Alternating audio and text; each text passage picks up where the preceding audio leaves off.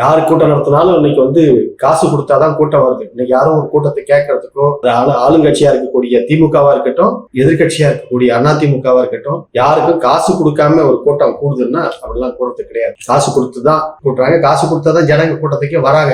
அது ஒரு நிலைமையை இப்ப உருவாக்கிட்டாங்க. காசு கொடுக்காமல் ஒரு கூட்டம், ஒரு மாபெரும் கூட்டம் கூடுது அப்படின்னு சொல்லி கேட்டீங்கன்னா அது நடிகர் விஜய்க்கு தான். அதனால நமக்கு மாற்று கருத்தே கிடையாது. நடிகை விஜய்க்கு இன்னைக்கு வந்து மிகப்பெரிய ஒரு செல்வாக்கு தமிழ்நாட்டில் இருப்பதை நாளுக்கு நாள் வருகின்ற கருத்து கணிப்புகள் தெளிவுபடுத்தி வருகிறது. இந்த நிலையில அதிமுகவினுடைய பொதுச் செயலாளராக இருக்கக்கூடிய எடப்பாடி பழனிசாமி அவர்கள் ஒரு அடுத்த கட்ட தலைவர்கள் கூட ஒரு 4-5 தலைவர்கள் இருக்கிறார்கள். வேலுமணி இருக்கிறார், செங்கோட்டையன் இருக்கிறார், ஆர்வி உதயகுமார் இருக்கிறார், தங்கமணி, இப்படி இருக்கக்கூடிய அடுத்த கட்ட தலைவர்கள் கூட விவாதித்து ஆரோக்கியமான விவாதம் தான்.